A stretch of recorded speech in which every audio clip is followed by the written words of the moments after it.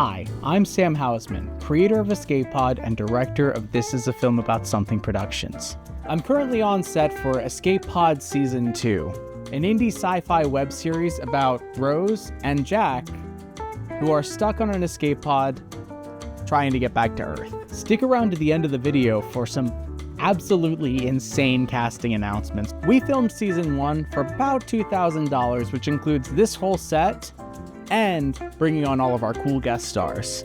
Now, for Season 2, we're slated to spend even less. With the rise of YouTube filmmakers like The Backrooms, Obsession, Talk to Me, this space is really growing. So I have a movie I wrote called How the Blackbirds Fly. A PhD student receives help from an unexpected source with terrifying consequences in this dark academia cosmic horror. Not something for you. No, it's not, but that's why I'm not acting. Last year, we filmed a proof of concept trailer, which I'm going to premiere right now. 15,000 generations of humanity, and you have evolved not at all. Bound like the animals to the laws of physics, shamed before the universe. Your education hasn't been significantly impacted, at least not to any extent that they're willing to offer you any financial compensation. And in all of history, only one man stood to say that he will dictate what is and is not possible in the world. I'm just lucky they managed to hold their laughter until the door closed behind me. He does it for his people. He does it for his country. He does it for freedom. And the gods shine down on us now. And the gods shine down on us still because of him and him alone. The Nathan's famous hot dog champion of the world, Joey Chestnut! Oh, shoot. I'm sorry. That was Joey Chestnut's introduction to the 2023 Nathan's hot dog eating competition. Wrong monologue. I'd like you all to consider for a moment that the fourth dimension is not time, but a plane of thought filled with chaos. I can assure you, Fox, the university has absolutely no interest in taking your soul. Just the last 5 years of my life, right?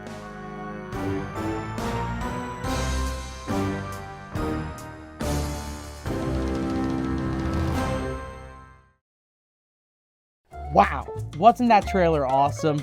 And you might recognize Tanner over here, who plays Jack on Escape Pod. Say hi, Tanner. Hi, Tanner. You're dumb. We've worked for 6 years on this script, and it has seen many iterations, but we're finally ready to start pitching the script. We think we could produce How the Blackbirds Fly for $100,000, which we don't have. So in this series of videos, I'm gonna document how we get How the Blackbirds Fly made. And I'm also going to have interviews with other filmmakers and DIY tricks and tips for DIY filmmaking of your own. So now, let's go to an interview I did with Cody Wilson, writer and director of a movie called Lesions. And he's going to tell us how he got his independent movie greenlit. I'm Cody Wilson, friend of Sam. And I guess in relevant regards to what we're doing here, I'm the writer, director, producer of a little indie called Lesions. Awesome. Tell us a little bit about Lesions. Lesions is currently on its festival circuits. Spent the last about 3 years working on it, which was not the plan. But that's how long it took. And then I heard from others that that's actually kind of fast. So I don't know. I could just rabbit trail over and over again, so I'll try not to do that. But yeah, it was cool. I was approaching my mid-30s, and I realized, at least I told myself it was now or never to go for something like that. Although maybe relevant to some stuff that you and I had discussed before, I don't know if I would go right for a feature again. If I was starting over today, probably web series this is so uncool because the GarageBand blew up and now everybody knows about them. But I was sharing Curry Barker videos with people a few years ago when the feature started getting hard. And I was like, ugh, this looks so fun. I'd rather be doing this. This looks so fun and low stress. Just 90 seconds of having a blast with your friends. There's some funny cuts. No pressure. Instagram. No music rights. No nothing. Just put it up there and have a laugh and start over next week. And then the rest is obsession history at this point. Yeah. So yeah, I've successfully wandered off the path already. Well, Lesions is, and I'm not just blowing smoke, like, it's awesome. It's a great movie. I got to work on it, and it was awesome getting to work on it. So the whole point of this series is I want to help other filmmakers be able to know what it's like to get their indie across the finish line like you have. So can you just kind of, in however many details you want, just kind of walk us through the process you went through? Like, we can go pre-production, post, and kind of just give us a little insight about how it went.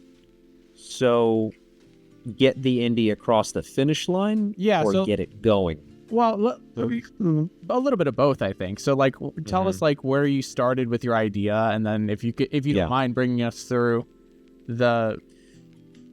No, I don't mind, because that's what I would want to know too. And to be frank and fair, that's the stuff I used to listen for. Yeah. And I would hate when somebody would just gloss over it, and that would kind of make me suspicious, And I'd be like, "You're not saying how you got your movie funded. I think your uncle did it," or something like that. Which is great. If somebody has family that's willing to hook them up, I think it's great. It just means that they have family members who worked hard and are and want to bless up down the line of their family members. I think it's great. I don't really punch down at people for having the resources to follow their dreams. But for me, did not have that. And to give you the thing that I think I would want to hear, the ones and zeros truth is, I had a short film from film school that was too ambitious, which is kind of unfortunately becoming a theme of mine. I didn't think that it could successfully become a good short film. So I said I need to turn this into momentum. So I chopped it up into a proof of concept trailer. Excuse me, I'm not the first person to do that. Although I didn't know any other people had done it. I would just later hear over the years, I was like, oh, I'm not so special. This is actually a thing. Of course people would want to salvage their work. So that's what I was doing. I was kind of trying to salvage all that hard work. And I turned it into a proof of concept trailer and a campaign. The pandemic would hit, which threw a real wrench in things by the time I had a couple of versions of those trailers ready. And that really slowed things down. And right around that time, I was watching Jim Cummings, because I'd seen his Thunder Road short, then went to feature, and then he and his buddies were doing their next feature, which was called the beta test, and they used a platform called WeFunder. There's equity crowdfunding. I wouldn't recommend it because it's too much trouble. And I did all this prep and all this, pitch packets, and which is good practice. It's all catch-22, right? Like, it sucks because it's not filmmaking. Kind of takes it back to the Curry Barker thing, right? Like, instead of doing all this other stuff, you could just get right to the filmmaking, and then other people who are more interested in said business stuff can handle all that for you.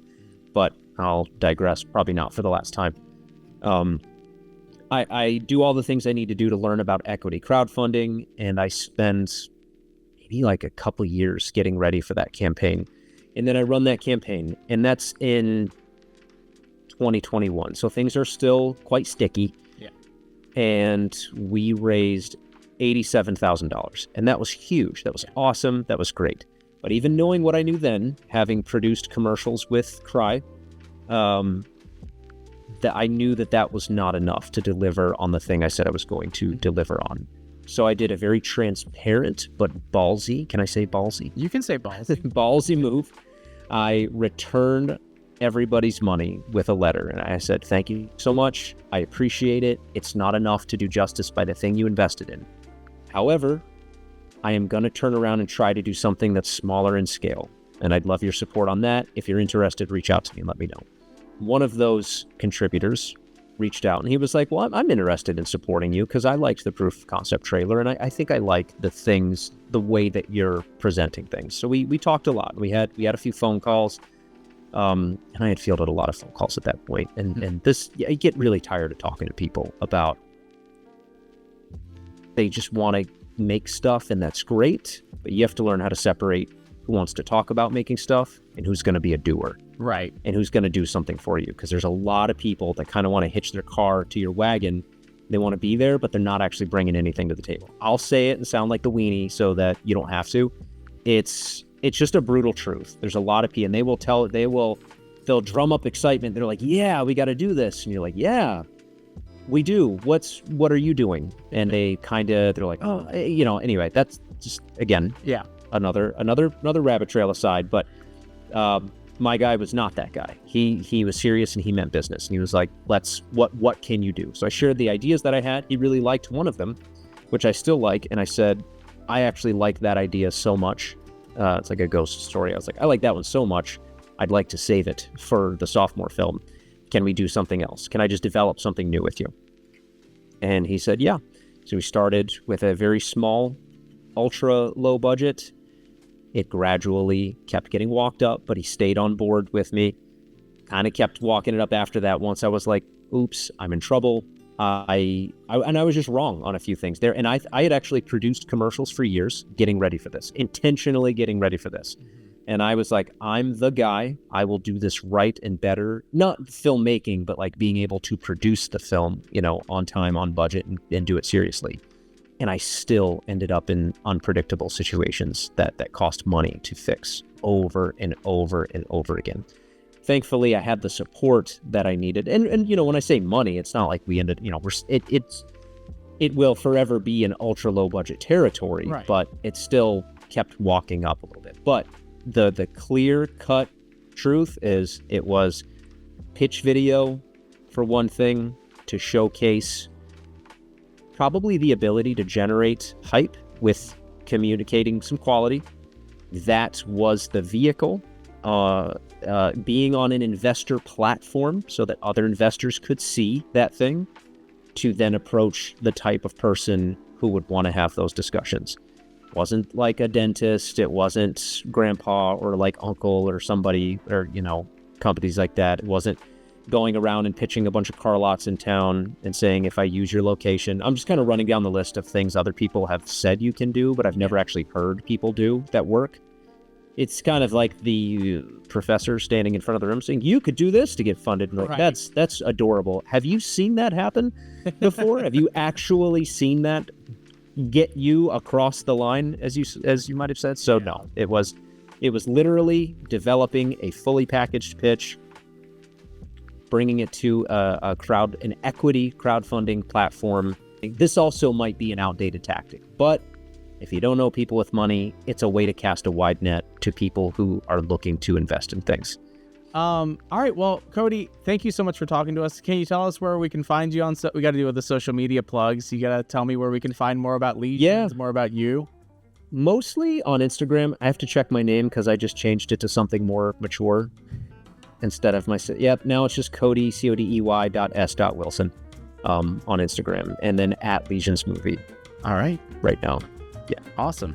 Thank you so much. Oh, a casting announcement. All right, come here. Come closer. Come closer. Now closer. Come close. No, too close. We are excited to announce that we've cast Matt Young, who plays Usador on Hello from the Magic Tavern, and Matt Mercer from Critical Role on this season of Escape Pod. And we have many more awesome casting updates to come, so please make sure you do all the YouTube things. Like, share, subscribe. It really helps us out as a channel. And go watch season 1 of Escape Pod, which is available right now. It features guests like Clint McElroy from The Adventure Zone and Rekha Shankar from Dropout TV, and more awesome guests. And if you or anyone you know might want to help support us in making How the Blackbirds Fly, go to the contact page on our website, filmaboutsomething.com, or comment below. Is that good? Perfect.